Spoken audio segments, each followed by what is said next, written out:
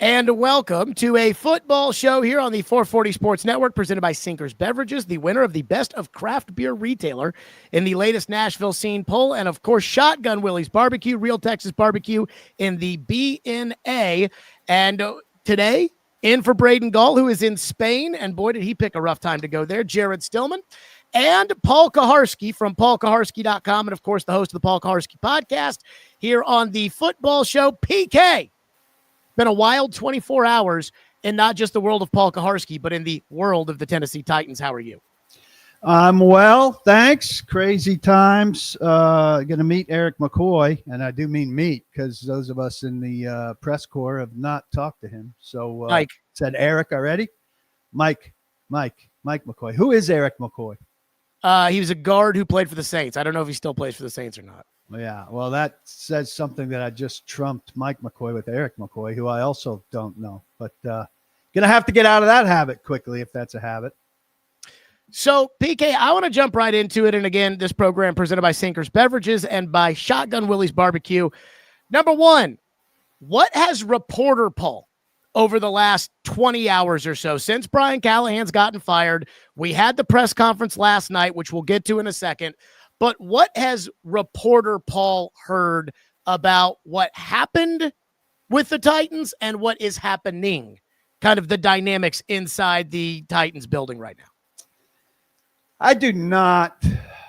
I mean, I don't have this nailed down. So this is more reporter Paul's sense of what went down. But all along, and I've been saying most Mondays after games that Callahan was not going to get fired. I didn't do a particular check-in after this one because my sense had been that they were going to stay in this for the long term, and that they didn't think it was the healthiest thing for the team. Team brass did not think this was the healthiest thing for the team to make a change. Now, obviously, Brian Callahan was a huge problem and things weren't going well.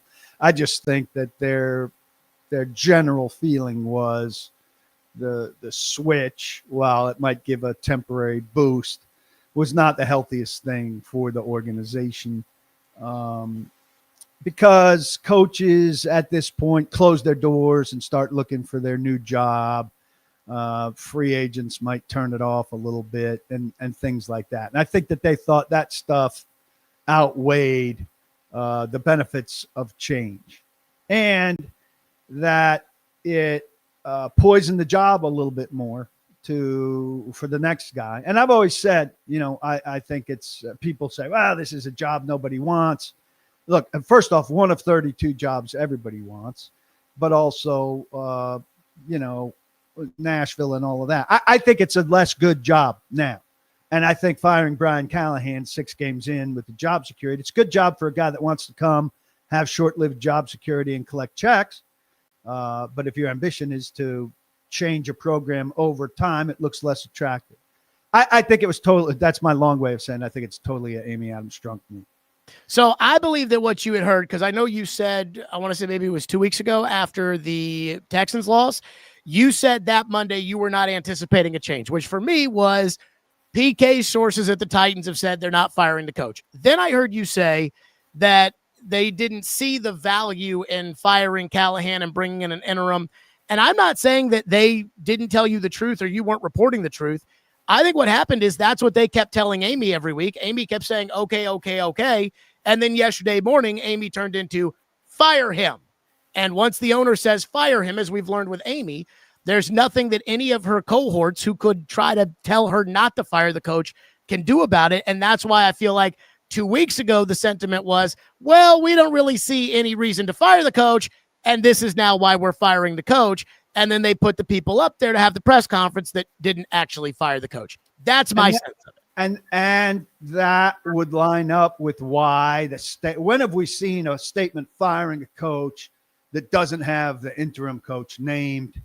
And when have we seen a coach fired? At what time did the release come out? Late morning? 12:30. And the press conference not held until 7:30. I think that they didn't really have a plan for it. Now, a lot of people say you got to have a plan for it because she could come in at any time and say it. well, maybe they do and maybe they don't. I mean, killing a Monday is not, a death blow in the NFL. The players apparently weren't in, and sorting out coaching stuff on a Monday is not a death blow to a program. But I think if it was Borgonzi and Brinker, they would have had stuff more well-oiled, right? I think if they're surprised by ownership, that would line up with the longer day that played out. So I'm not willing to say that's 100%. I don't have that reported, but that seems to make sense. And she ultimately does the firing anyway. So what's the likelihood that she gathered them and did it, or that they gathered her and did it? Well, they said that they all collaborated together on that decision, which, by the way, I just want they have to back her. I mean, it's their job. Sure. So yesterday's press conference depressed me, and not even just the press conference, but really the whole thing depressed me. And it's not that Brian Callahan got fired. That is kind of the least of my concerns as a Titan fan. I mean, Brian Callahan did a bad enough job to get fired midway through his second season. And so I'm not covering for Callahan. I think he was a bad coach. I think he was a nice guy who was a bad coach. Ken Wisenhunt was equally as bad, but it was a complete asshole. So the difference was Callahan was a nice guy. But I am just, as a Titan fan, I am depressed by the fact that this once again felt like a reactive firing from the owner, in which the people whom she has said are in charge and represent her probably didn't necessarily want to make. They make the move because the owner decided to do it. And now it just feels like the people who were telling us that, hey, this is what we need, this is what they're next on the chopping block, and she's just going to hire another bad coach or hire another bad, general manager who sleeps on the plane, or that she really has no clue what she's doing, and that's not going to change. And as a fan, you can't fire the owner. And that's the part where I'm pretty hopeless. And I think a lot of Titan fans should be hopeless. And then I think there's another set of the fan base that's just like, guys, Callahan was the problem. What are we talking about? This is great. And I don't necessarily fit into that mold.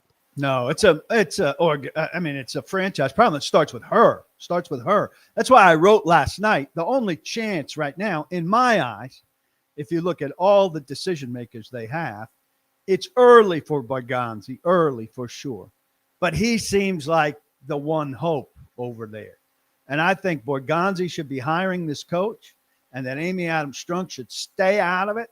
If she wants what's best for her football team, she should come over, meet the coach for a coffee after Borgonzi selected him, have a coffee, a half an hour, make sure she feels comfortable with him, shake his hands, say congratulations, and then recede again. And I'd say put your faith in Borgonzi, who seems like the one guy over there who, now he's the newest and we know the least about him. The draft class looks pretty good.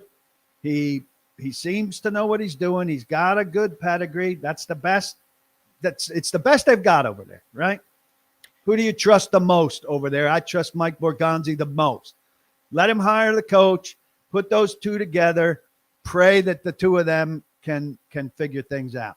The less she's got to take herself out of this, not get conned into a Rand Carthon. I didn't have a big beef with the hiring of Brian Callahan. It's just kind of Titans' luck that they hire a young guy who's in the mold of a lot of young guys around the league, and they get the dud, but you can't have another one. So I agree with what you just said. My problem is that I don't think they're going to let Mike Borgonzi hire the coach. So everything you said makes sense, but I think Chad Brinker is essentially what we consider to be the general manager of this team. I think Chad Brinker's that guy, and I think Chad Brinker is going to choose the next coach for the Titans.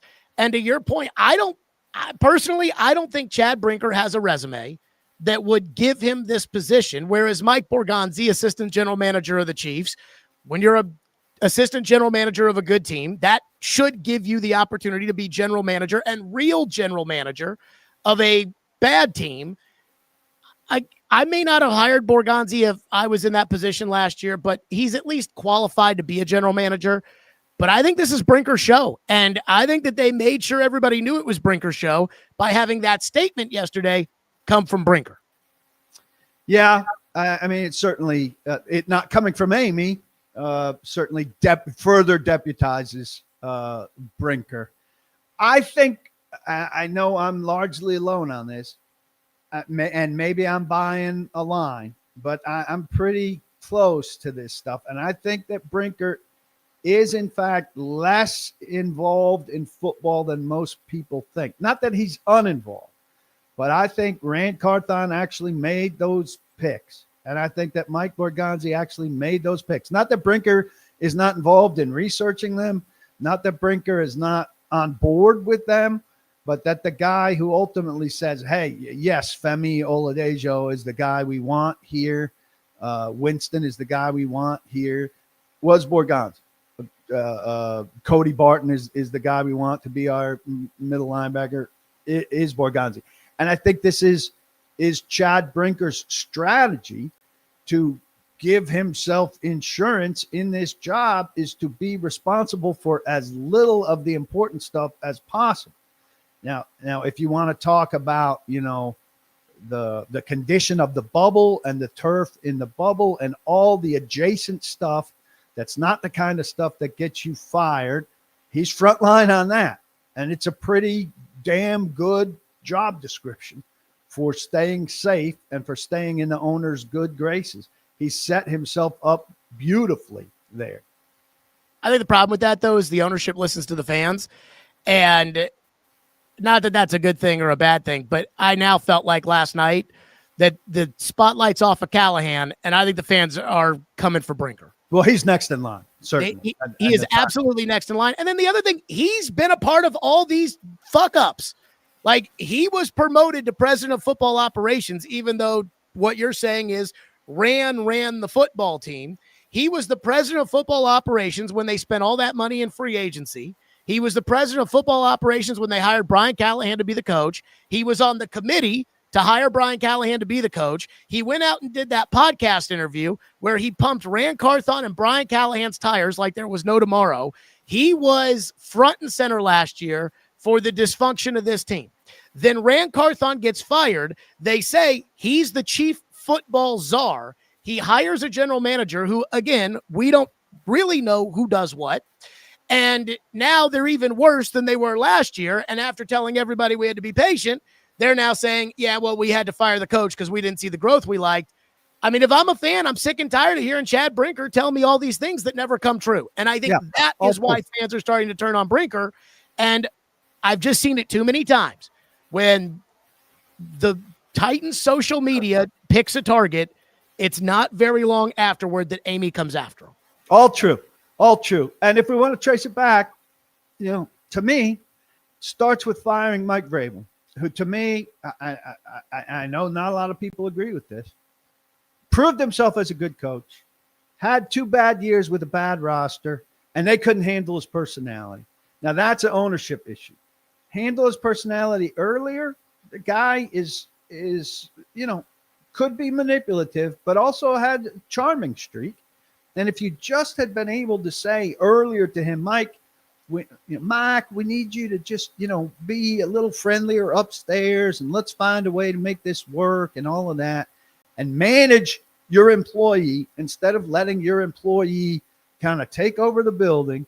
If she had found a way to actually be an owner and lead, Mike Vrabel would still be sitting in that office. He'd have a locker room that's galvanized around him. He's not without fault, but he's miles better than Brian Callahan. I think this team would be in better shape with he and a general manager. When they hired Rand Carthon, that was a huge mistake. People knew it at the time. I heard it. You heard it. If we heard that it was a bad hire at our level coming in, and virtually everybody coming in gets a clean slate and you hear good things about it, you and I were hearing bad things about it as he was hired. That's ridiculous. So you could be as down on Vrabel as you wanted for his last 2 years. His previous years proved that he was a good coach. He's about to prove that he's a good coach now. He's got a good quarterback. I think it traces to that. You have to find a way to make that work. You know, there was one story in that Rex Road Diana Rossini piece after Vrabel got fired that I just highlights the stupidity of the Titans. And I think of Vrabel, you know, like why it didn't totally work out in the end. And it was about the New England comments where Vrabel said, it's not like this everywhere. Trust me on that. And I asked Vrabel, you know, I opined like, hey, is he taking a shot here at the Titans? And Vrabel kind of fired back at me on that. And then when I read that story, Diana and Joe reported that Amy was put off by those comments, but she was put off by the fact that Vrabel didn't come and see her and say to her, hey, I wasn't taking a shot at you. I was just talking about the Super Bowls there. And I heard that and I thought Vrabel probably should have gone to Amy afterwards and said, hey, I wasn't taking a shot at you, you know, kiss the owner's ass a little bit. But if you're really bothered by it, if you're the owner, you own the team. Go to him and say, hey, what was that about? And she won't do that. And so exactly. And say, let's make it like that here. Or Mike should have done that and been proactive. Separate of that, say, hey, it's not like it is in New England everywhere. Let's do this, this, and this to try to get it to be like New England. I have decided that until Amy gets back to where she was when Steve Underwood was the president and she just was at the tailgates and laughing around and doing videos and stuff like that, and hires a real football person, and no disrespect to Brinker, but he's not qualified in my opinion. He's not more qualified than Borgonzi. If you were to take the two resumes and you were to say, who would you rather have run your team? Borgonzi's more qualified than Brinker, right? Yeah. So until she has somebody who is qualified enough to run the football operation, running the football operation, and then stays out of it, I just don't think anything's going to change. And I don't care who the coach is. Like, I'm sure people are going to want to say, hey, who do you guys think the next coach should be? And I don't think it really matters if Amy is going to leave Chad Brinker in charge and not give people the opportunity who are qualified to do the job. Let's stick with Amy for a minute. All right. First off, I don't really care what people think about me asking the Amy question, but it got a lot of reaction. Let's play that, by the way. Liked it. A lot of people really liked it. A lot of people didn't. Let's play it and I'll talk about it. Okay. So this was yesterday. Here was Paul on. Where is she right now? Where? What do you mean? Where's Amy Adams Strunk right now? Yeah, she's at her home. Why isn't she here? I'm here representing her. Can you guys? I love, by the way, how he asked, oh, what do you mean? Yeah. All right. She's at her home. Look, a lot of people like that. I'm going to ask that at every big press conference, you know, and here's a couple reasons why. All right. First off, she's a front runner. All right. A lot of you, Miss Amy, will you sign my sweaty Tennessee Oilers visor at the tailgate? Oh, it's such a pleasure to have you out here. Where is she now? Okay. Titans under Vrabel were big on not liking front runners, and it was a good theme. She is the ultimate front runner. She was out there at the playoff games, living it up in a golf court all around. And now, invisible. I don't know about you guys. I don't like that. If you're going to be around, like the players are expected to show face and account for themselves when they're losing, like they're winning, she can't just disappear. I mean, she can do whatever she wants, obviously.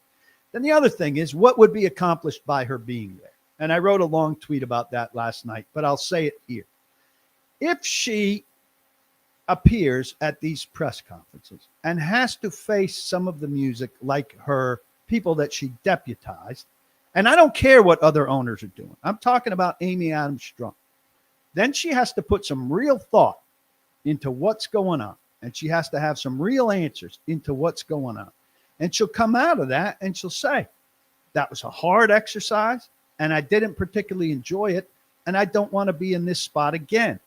And so what do I do to not be in this spot again? And I think, I'm not saying it for sure, but maybe it drives her more to change processes and to change results.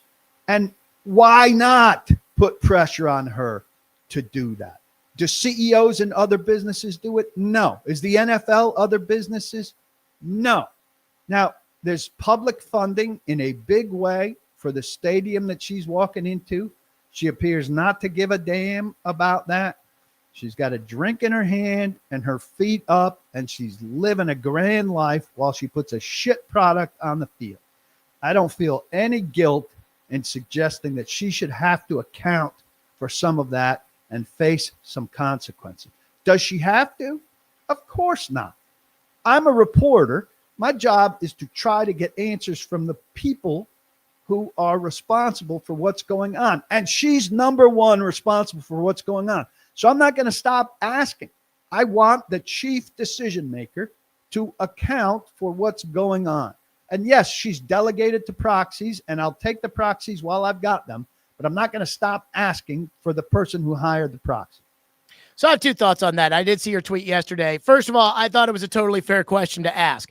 If we're going to sit there and be told, hey, this is important to Amy and that's important to Amy, then we need to hear from Amy, because all you people that talk for Amy, you're right out the door 5 minutes from now anyways. So what do I, Amy may trust you today, but Amy has shown that she's not going to trust you tomorrow. So your opinion doesn't really matter, because the only opinion that matters is Amy's, and she's not offering it up.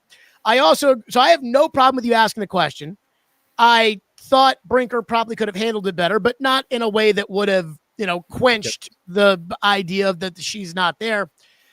I agree with you on the front runner thing. What it feels like to me is Amy is taking a problem that she has created, and she's basically saying, you guys deal with it, I'm out of it. And that would be fine if she didn't create the problem herself. So stay out of the hire, like we said earlier. Stay out of the hire, too. And the other thing is, at some point, when you fire people as much as she fires people, then there's no way to take the proxy seriously, because Brinker may be saying all these things that she told him today, that he may say, hey, we wanted to see growth, and we want to get this in our organization, and we want to do that.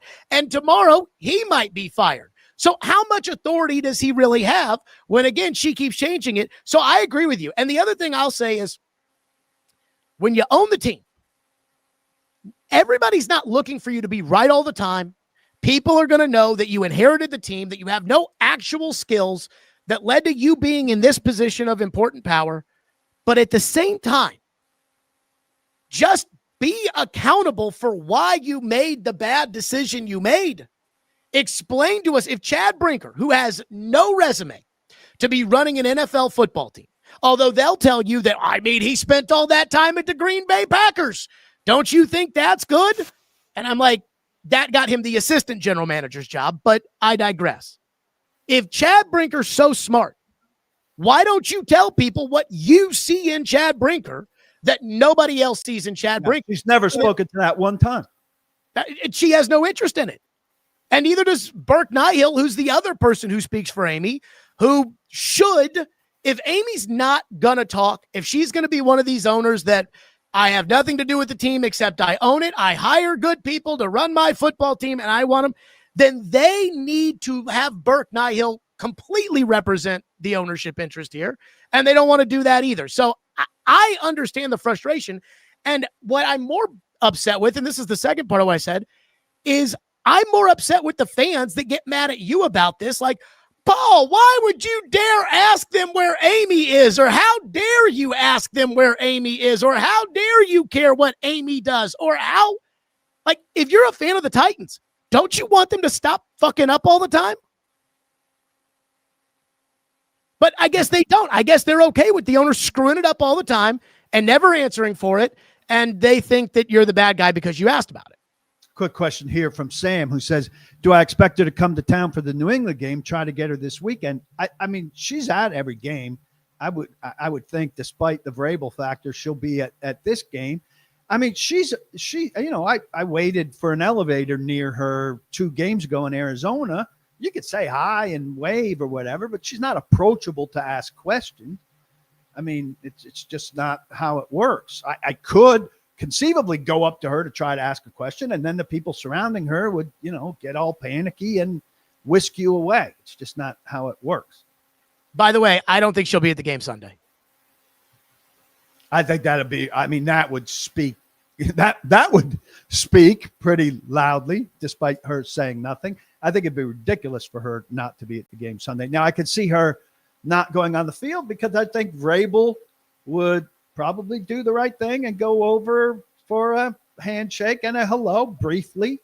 Now he's going to rub her nose in the dirt. I've said I think he's going to leave blood on that field, and I hope they have the right cleaner for that artificial turf to get blood off of it. Otherwise, there'll be a stain there for the remainder of the season.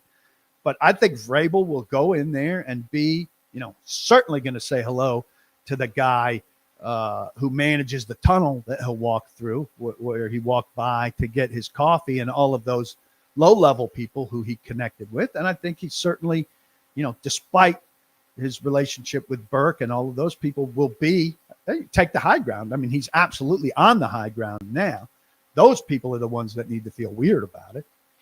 I think she won't be there because I think she is fearful that it will be a 40-0 game and that he will be looking up, even though you may be right. If she were there on the field and they walked by each other, he may shake hands. He's kind of got that Belichick Parcells thing to him where, he may just be a complete asshole just to do it, but who knows?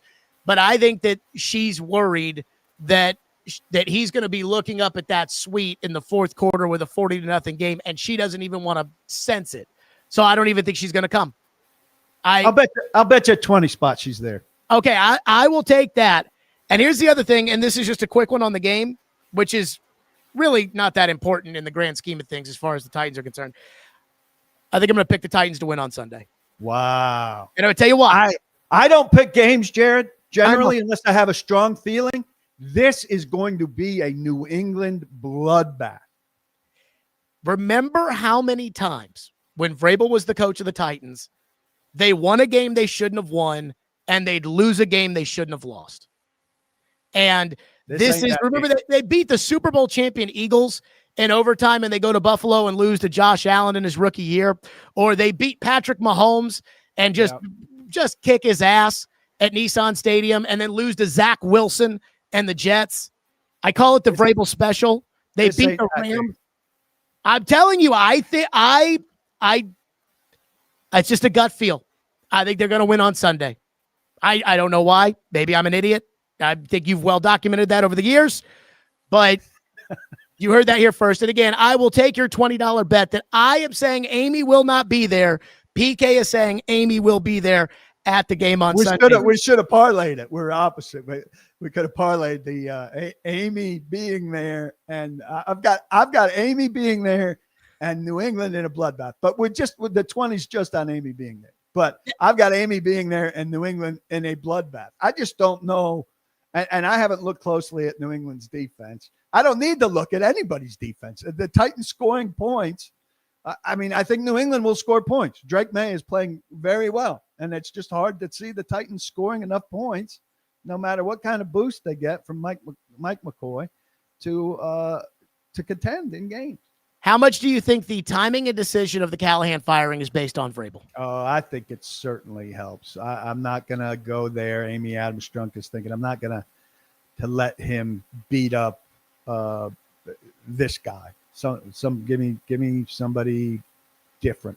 Also, look, if in fact it is the game that I think it's going to be, she can't fire Callahan after that. That's giving Vrabel a lot of power. And then there's runway on the other side of it where it'd still be a Vrabel reaction. So she would have had to keep him for what? Another 3 weeks. So it had to be now, or if they lose to New England, another couple weeks on the other side. So Vrabel definitely influencing this thing in one form or another, don't you think? Yeah, I think that, but again, the thing I've learned with this operation is when something can happen at the single dumbest time possible, that's when they act. Like, again, the Robinson firing, if you want to be mad at Robinson because he couldn't pick players at the end, fine. But fire him at the end of the season, like a normal person. Right. So, again, and I felt like, Amy didn't want to be embarrassed by Vrabel, so she fires Callahan before the Vrabel game. So now we're going to have an entire week lead up to the Vrabel game of people talking about how stupid she is for having fired Mike Vrabel. again, if you're worried about the Vrabel thing, fire his ass after the Texan game, or wait until after the Colts game to fire him when you're 1-8, because they're going to talk about Vrabel if he beats your ass anyways. But now you're going to give people an entire week to talk about Mike Vrabel getting to embarrass the Titans after they fired him, which is probably the opposite of what she wanted. She got it off the team. She gave them a distraction where they're not going to face as much music this week, though they're going to talk about Callahan a lot. Interesting that Mike Silver, who I know he was intending to write his Cam Ward piece maybe for later in the week, accelerated clearly. And one of the things he has is that Jeffrey Simmons stopped this shit practice on Thursday. These Thursday practices, they can practice badly, they can practice great. It has no bearing on the result. Stopped the practice and called out J.C. Latham for that ain't it. He said, that ain't it. J.C. Latham, he ain't it. I mean, come on. And I know people are thrilled. I mean, this is just the most Titans thing ever. A sidetrack here. That Bill Callahan, and I mean, people understandably upset with Bill Callahan. Terrible in the 19 games here. Did not get stuff. Skoronski, I think, is a good player now, which is good. But all the resources he was given just did not pan out. And I said to one national guy who was touting, oh, he's going to be super popular. I said, at least acknowledge that his magic went on pause during his time in Tennessee. And he was like, oh, it's just a fantastic resume. I said, at least acknowledge it. Like you're just going to pretend like the Tennessee era of Bill Callahan didn't happen. But again, I think hiring in 2024, when Bill Callahan came here, if I asked anybody with knowledge of the league to write down 3 offensive line coaches you would want to come here, Bill Callahan would have been on the list. Sure. It's just one of these Titans things. He came here and nothing happened. It's like a reverse miracle. You know, somebody once told me, they said the job of the general manager is to protect the team from the coach. And that's, I think, in a reference to a lot of different things. But I think it means that, like, when the coach comes in your office and says, we got to have this guy, it's the job of the general manager to say, maybe we don't. Or when a coach like Bill O'Brien wants to trade 2 first-round picks for Laramie Tunsil, it's the job of the general manager to say, let's not do that. I think what happened is, I think that she wanted agreeable people because Robinson and Vrabel were not agreeable people. And she wanted agreeable people. And she wanted to prove that she could hire her people and that she was a part of the success that they had with Vrabel and Robinson, which she ultimately was not. And she wanted to show, so she hires agreeable Rand Carthon, who, instead of making decisions, my understanding, and you could tell me if I'm wrong on this, Rand would do almost none of the work and then would sit there in the back and say, what do you guys think? And if he could get himself off of Candy Crush, they would look at him like, you're the general manager. You tell me what you think. Somebody who was in the building during the draft meetings leading up to the 2023 draft, so that's the Skoronski-Levis draft, told me that when they started the draft meetings, Ryan Cowden was kind of running the operation because Cowden was the interim general manager and he was with the team through the draft. And Rand shows up. And Ryan Cowden says to Rand, from what I was told, Ryan Cowden says to Rand, hey, would you like to run the meeting? Because you're the general manager. And Rand said, you know what? I'm going to sit in the back here and just kind of watch how everybody does things and get a feel for everybody first. And you go ahead and just keep doing what you're doing. Rand sits in the back of the room for a week.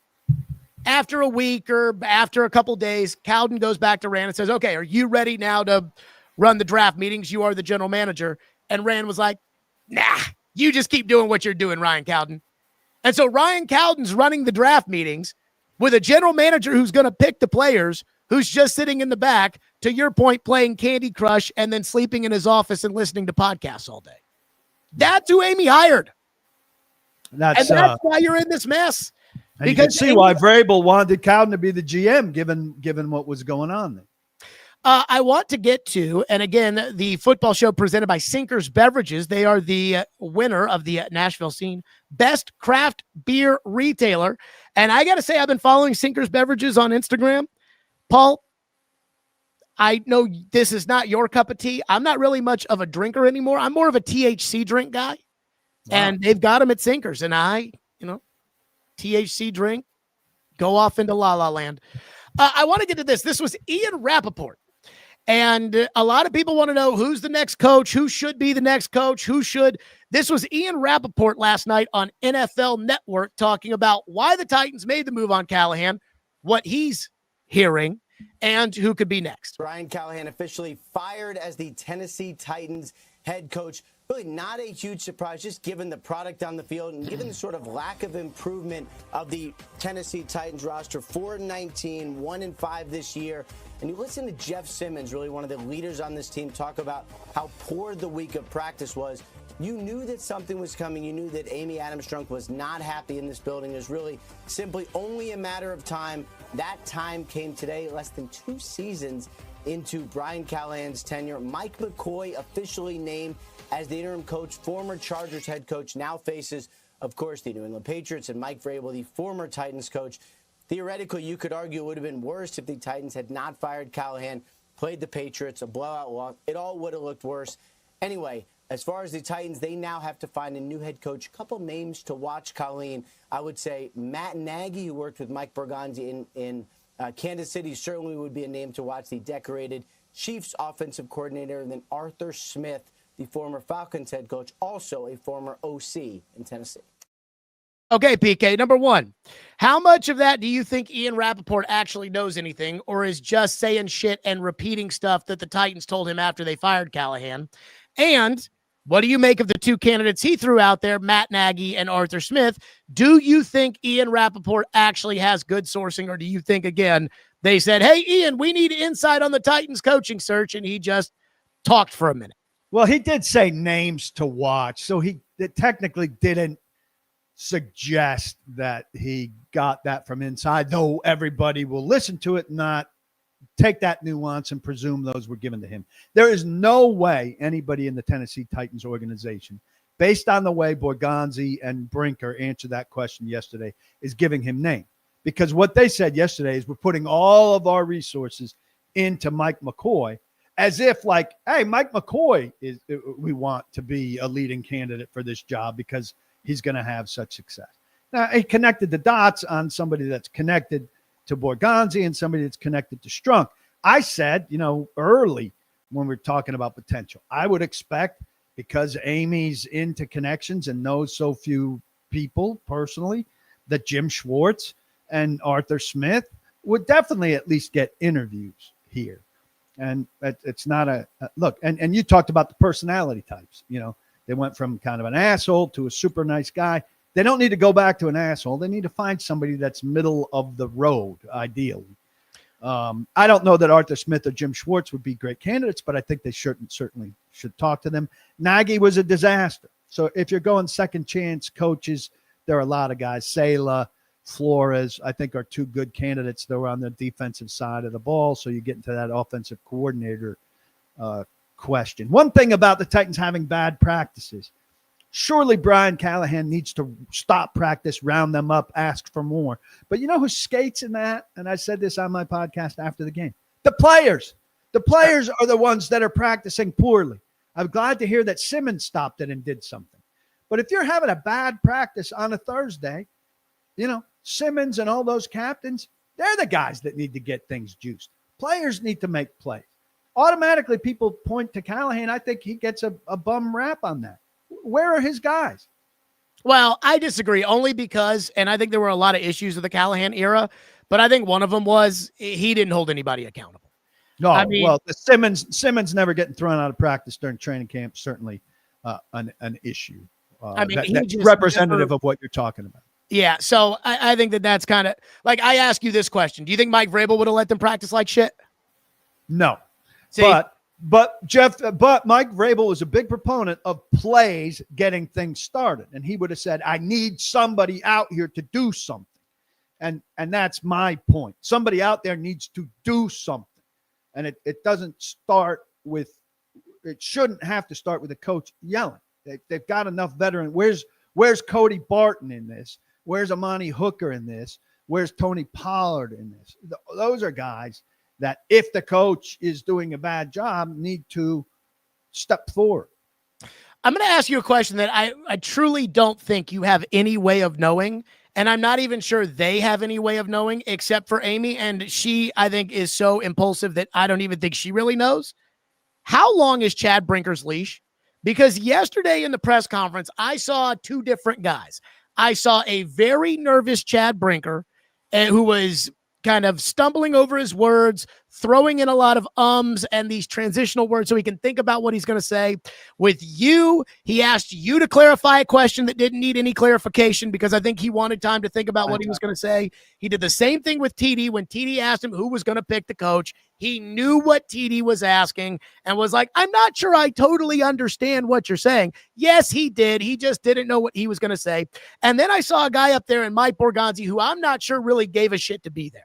I mean, it was almost like Borgonzi was like, yeah, I'm doing this press conference because I have to, but there's really nothing I want to add to the record, nothing I really feel like saying anyways. And I looked at it like Brinker's nervous because he's next on the chopping block, and Borgonzi is despondent or disinterested because he probably thinks he shouldn't have even taken the job and left the Chiefs to come to this shithole organization and instantly regrets it. But I do ask you, how long is the Brinker leash? Because Brinker was pumping the Mike McCoy tires, and I almost wonder if they need to see that growth Brinker kept talking about for him to keep his job. What do we know about that, or what do we think about that? Yeah, I don't know. I mean, I think the whole thing's based on how snuggled up to Amy Adams Strunk Brinker is, and he's been in very good standing with her by all accounts. Does he stay in good standing with her? I mean, people around the league who are not terrific at their jobs hang on to jobs through relationships with ownership for good stretches. And he could be one of those guys, especially as I described earlier, by keeping his distance from the big impactful decisions and staying busy with the less impactful decisions pertaining to managing operations and PR and field maintenance and things like that, which are all under his purview, which is a smart construct. You know, would question his brain, if you will, sometimes, but I think he's smartly constructed this job that she's given him. So I don't know. Borgonzi, I think, you know, I just think he thought that was more of Brinker's alleyway. Brinker was looking for some help from him, asking him once or twice, hey, you take this one. I think Borgonzi needs to be quoted more and needs to answer more for what's going on. The thing that's lost in the Callahan stuff, and Callahan certainly deserved his fate, but that roster's still shit. Can't fix it in 1 year. But, you know, Femi Oladejo not looking so hot as a second-round pick. You know, Cam Ward, you know, is the right choice, but he's not playing well at all. Are we sure about that? Are we sure what? That Ward's the right choice? Well, I mean, don't give me the Jackson Dart. It's 2 games from Jackson Dart. It's 6 games from Cam Ward. I know you're a jump to conclusions guy. It's far too early. So I actually do feel comfortable in jumping to the conclusion that I think Cam Ward's going to be a bust, but I don't think it's Cam Ward's fault. I think it's this organization of dysfunction and the grooming that Cam was going to always need that he's not getting and he's not going to get. And my lack of faith in the people picking the coach to pick the right coach to eventually groom Cam. Well, you're jumping way ahead. I need to see who the new coach is, and I need to see Cam Ward work with the new coach for 8 weeks of next season. That's the earliest I can make a pronouncement on Cam Ward, and that's what you should be doing. Okay, so what if rush to a conclusion? I just don't have any faith that this organization is going to get it right. Why should I don't either, but I have to see it. I can't presume the result until I see it. I am assuming they're going to fuck this up and subsequently fuck him up. I don't feel good about it either, but I can't predetermine it. One of the names that Ian Rappaport brought up, again, I think this is a connecting dots thing. I've thought about this since the second Mike Borgonzi was hired as general manager, is Matt Nagy. And you say Borgonzi should pick the coach, but you say Matt Nagy was a disaster in Chicago, which I'm not convinced he was a disaster, by the way, in Chicago. And I think Chicago is a place that is a disaster. And I have to ask, if Mike Borgonzi were to come to you and say, Paul, I want to hire Matt Nagy. I know Matt Nagy. I know he's the right coach for this team. I know he's the right coach for Cam. And I know he got experience in Chicago and he learned what to do and what not to do. Would you say, fine, make Matt Nagy the coach? Or would Matt Nagy's Chicago tenure turn him off to you? It turns me off to me off to him right now. I'd have to do some research about what exactly the problems were with Matt Nagy and how correctable that stuff is. I think there are some second act coaches who could be good, and I think they probably would like a guy that's been there. But he strikes me as a guy who's a coordinator that didn't pan out as a head coach. Was he really that bad? He was 34-31, and he made the playoffs twice in 4 years with Mitch Trubisky as his quarterback.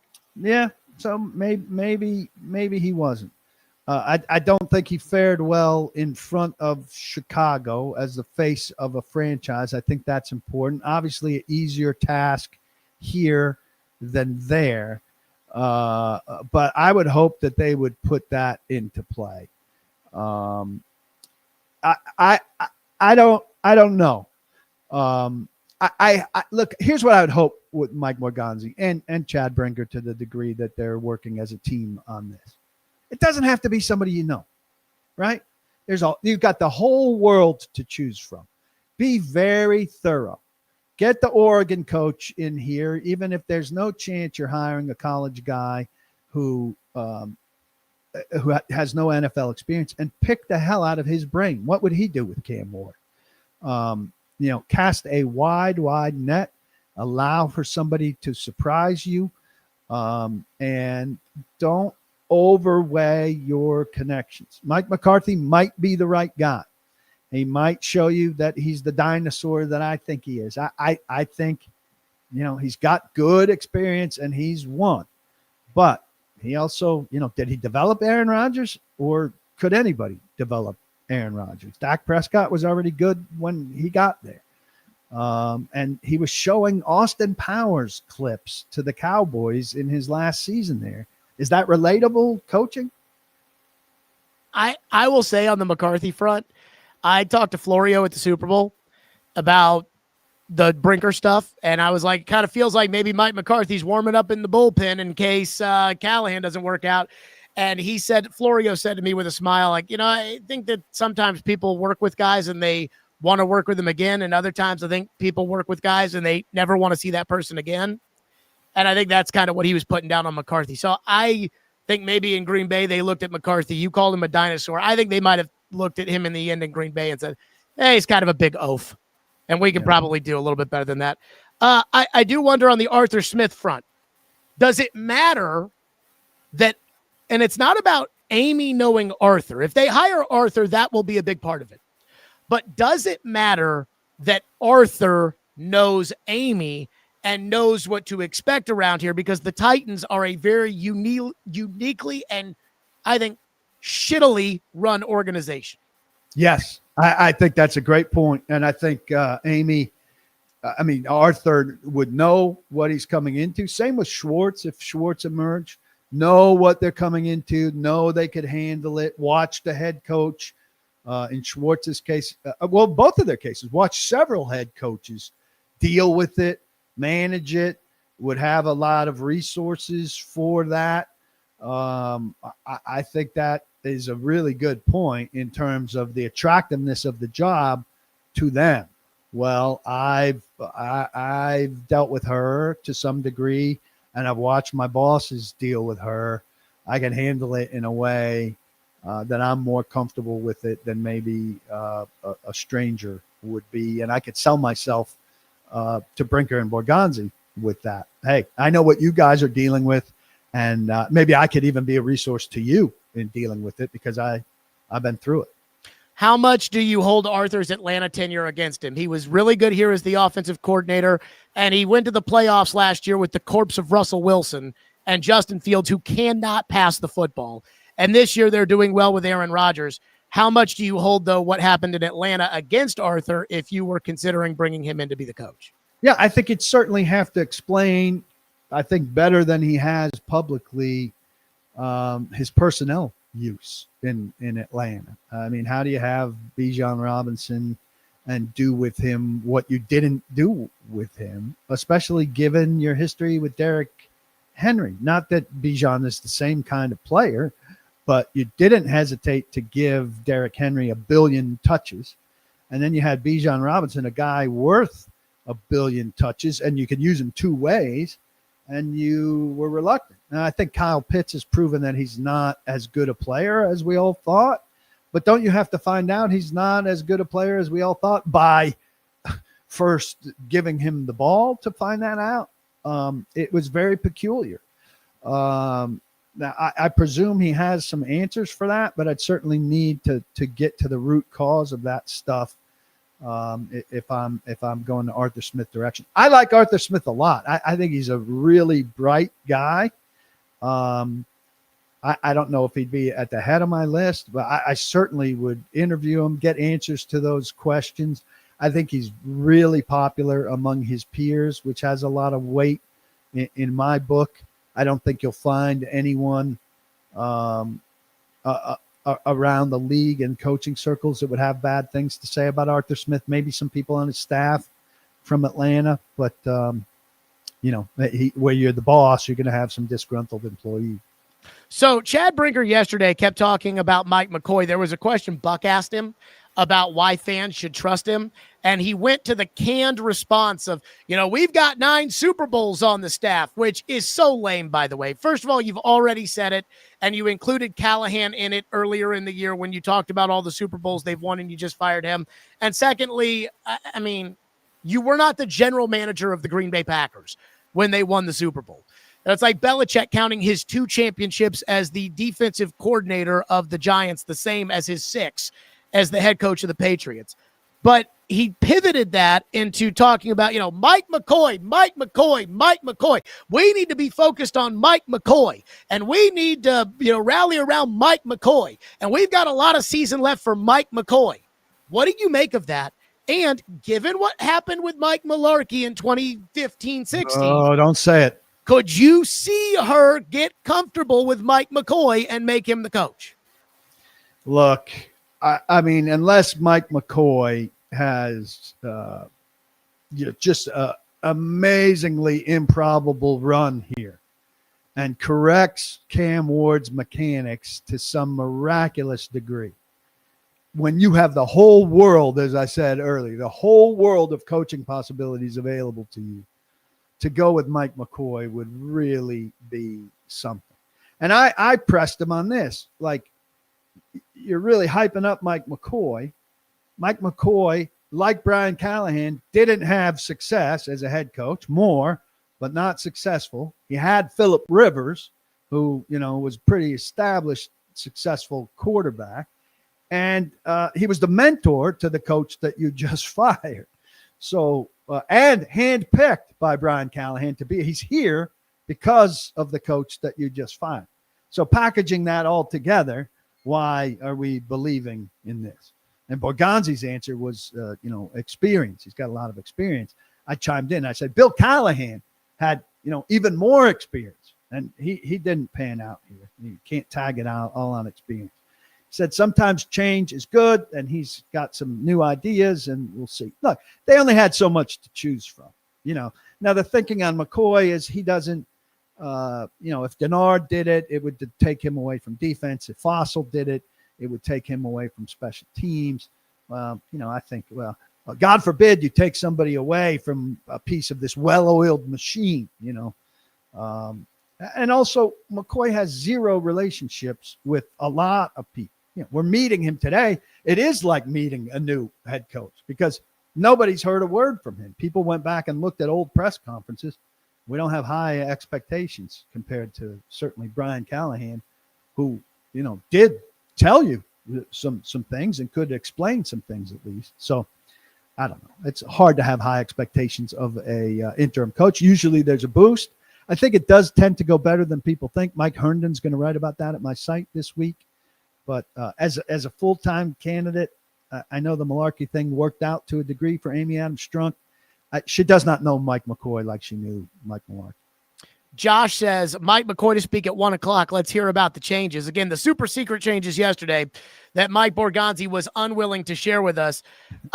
What changes do we think are coming? I reported the big one that Bill Callahan is gone, and Nick Holtz is staying. They're not going to be big staff changes because you don't have replacements available. I had a guy insisting in one of my podcasts lately that they needed to clean house. Well, where are they getting coaches from? I don't know what the second football league is, the UFL or whatever it's called. You're bringing in new staff from the outside. Bob Stoops. And there aren't coaches out there that, and there's a playbook that's established. You can only install so much new stuff in season. So play calling, I expect Hardegree's going to stay the play caller unless Mike McCoy takes over the play calling as an incoming interim head coach, which would be something. So, I think he's going to talk about things like Cam's footwork and the kind of plays that they're going to call and stuff like that. But if you're expecting dramatic, explosive change, I think you're going to be disappointed. Richard says, Brinker should just say how the decision went down. Did he and Borgonzi make the decision and Amy said, okay, just say it. I will say this. It does feel like Brinker, when he does these press conferences, is reading from a script, and I don't think that's doing him any favors with the team or with the fans. And I go back to the Carthon thing. They could not come out and say after they fired Rand Carthon, look, we hired him thinking he was something he wasn't. It just didn't work out. His decisions were terrible. And at some point they needed to say like, hey, we fired him because the guy sucked, and they can't do it and they won't do it. And I do think that if Brinker got up there and maybe gave him some less bullshit and more genuine behind the curtain what happened, that he would earn at least a little bit more respect from me. They can't say what really happened because Amy doesn't want it out what really happened. And look, I said earlier in this that,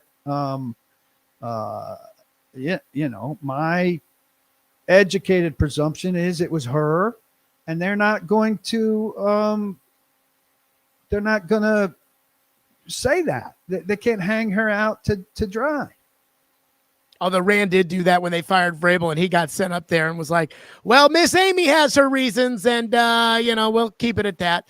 I do want to just kind of do a little lightning round because the fans are obsessed with a bunch of different coaches, and instead of me putting it down, I think it's more fun for you to put it down. John Gruden, Paul, your thoughts? John Gruden had 6 winning seasons in 14 complete seasons, I think. I don't know why people are so in love with that. You know when he won his last playoff game? Let me guess. When they won the Super Bowl in Tampa Bay. 2022, if that's the year they won the Super Bowl. Yeah, You mean 2002? 2002, yeah. That is the year they won the Super Bowl. Yeah, Jeff Fisher won a playoff game more recently than that, I believe. Just let it go. He's famous, and you know his face, but he's now like outdated. Well, not only that, he kind of stunk with the Raiders, and he's suing the NFL. And the Titans are not going to hire a coach who is suing the NFL, so that takes Brian Flores off the list too, in my opinion. Want a good coach, not a celebrity. Joe Brady of the Buffalo Bills. A lot of people in the national media are saying, go get Joe Brady. Your thoughts on Joe Brady? Maybe. He's done very well by Josh Allen, but he's not the only guy that's done very well by Josh Allen. And, I think you have to be a little conscious of, as you should have been, obviously, with Callahan. He worked with Burrow. Well, Burrow's Burrow. He worked with Manning. Manning's Manning. He worked with Stafford. Stafford. So, I'd rather see a guy who worked with, somebody that really rose from, mediocre to good or something like that. Baker Mayfield. Give me somebody attached to Baker Mayfield. The Liam Cohn thing looks to be going pretty well. What do you make of Cliff Kingsbury? And by the way, TD said yesterday that he's been told Kingsbury probably wouldn't even take the job. Well, Kingsbury failed as a head coach at 2 levels. I think Kingsbury is an excellent coordinator, but I think you got to really be wary about guys like Mike McDaniel. Mike Herndon is at my site is dreaming of being the offensive coordinator for the Tennessee Titans. and whoever the next head coach is. Some guys are just great coordinators. And I think Cliff Kingsbury is probably a great coordinator. I'm going to put you on the spot, PK. If Amy Adams Strunk made you the president of football operations and allowed you to pick the coach for next season, who would you want to be the coach? I'm not ready. I'm not ready. I am in regular season mode. Now I have to start to be ready on that. But I don't have a name yet. So you're like Brinker. You're Mike McCoy. I will tell you a couple people I don't want. John Gruden, Mike McCoy. Eddie George. Eddie George's name is just floating around like crazy. Eddie George is not ready to be an NFL head coach. He's at a low level. I'm happy that he's having some success. I like him a great deal personally. He does not have NFL connections to put together a staff, and he's not ready to coach NFL games. Maybe in another 5 or 7 years if he gets a D1 job and has success there, but not now. My biggest problem with the Eddie George thing is when the fans start saying things like, Eddie George should be head coach. It now puts people like me, and I assume like you, who like Eddie George and have a lot of respect for Eddie George, in a position to where we have to say Eddie George is not qualified for the job. And it's not a knock on Eddie George. It's just the reality of the situation. Yeah, this is a thing I had with Wycheck. People would call in to the radio show when I was on with Wycheck and say, Frank, I love you. You ought to be in the Hall of Fame. And I'm sitting with Wycheck, and I have to tell them that he's not a Hall of Famer. And he's sitting there looking at me. He's like, I didn't do anything. And I'm sitting here listening to you make the case against me. And all we did was answer the phone. And I'm like, yeah, I'm sorry, dude. It's like, I didn't do anything either, but I have to set the record straight. It is a bad position. And last one on this front, how likely do you think it is that there is a coach in the NFL right now who we're not talking about because they're a head coach of a team that's going to get fired, that we would say, you know what? This guy might actually be a good coach to bring in here. And so he's not on the radar right now, but it becomes a surprise firing in January. And that's the guy who the Titans should. Oh, I mean, I don't think any of them are getting. If Kevin Stefanski came free, I mean, I think he'd get a better job than the Titans job, but he's a fantastic coach. And I don't think the Browns would fire him. That's the one good thing they've got going on. Harbaugh in Baltimore's not getting fired off one bad season the way they operate. People are talking like he's coming free. He would be the hottest. People would fire their coach to hire John Harbaugh in much better markets than this. Who else's names are coming up like that? I mean, Tomlin. Tomlin, you would take in 2 seconds, and other people would fire their coaches to get him. I think all of these names that are coming up would be top of the list candidates for the Titans, and they probably wouldn't have a chance of getting him. Well, I don't think they'll go the Zach Taylor route because they just had Zach Taylor's. I don't think he's getting fired either. I mean, have you looked at the Bengals' history of firing coaches? Marvin Lewis got a lot more leash than this. What about Dable if he gets fired in New York? I wouldn't be nearly as fast, but I would give him a look. He's had some pretty good quarterback success. PK, what is coming up here at paulkuharsky.com? Well, don't know what we'll be writing today with Mike McCoy. Film study from Drew Beatty tomorrow. Mike Herndon going to write about interim coaches and what they've done around the league this week. Braden Gall, I think, has already left me a file before he went to Spain about this Titans draft watch, which has become a serious thing. What to watch this weekend in college football, what the big developments were from last week that concern you if you're a Titans fan with a team that's heading towards a very high draft pick. All that and much more. Paul Kuharsky podcast Friday at 10:30. Robbie and Rex Road Wednesday 7:30 to 9. By the way, I just want to put this on the screen for you. Sam says, bring back Malarkey before Tomlin. Your reaction? Mike Malarkey did his service time with the Tennessee Titans, and I think is very comfortably retired. No If regrets. you think that you're better than Mike Tomlin, you have lost your shit, Titan fans. That's what I will say. Because there's I a would lot of people that say- are going to say when one of these guys gets fired, like let's say Kyle Shanahan gets fired in San Francisco, which I don't think would happen, but whatever. If that happens, they're going to be Titans fans like, oh, we're too good for him. If you hire somebody that happens to have a relationship and the respect of Mike Munchak, that would be fine because I think he is still willing to have one more act to his coaching career. PK, great stuff as always. I'll be back live at 2:00 today here on 440 Sports. Thank you for watching a football show presented by Sinkers. Of course, Sinkers Beverages, the winners of the Best of Craft Beer Retailer and the Best of Nashville. Go check them out for all of your needs, whether it's whiskeys, bourbons, if you're like me, the THC drinks, whatever it may be, Sinkers Beverages, and by Shotgun Willie's Barbecue, real Texas barbecue in the B&A. PK, thank you. Enjoyed it. Hey, if you want to see more of us together and you feel like sponsoring it, reach out.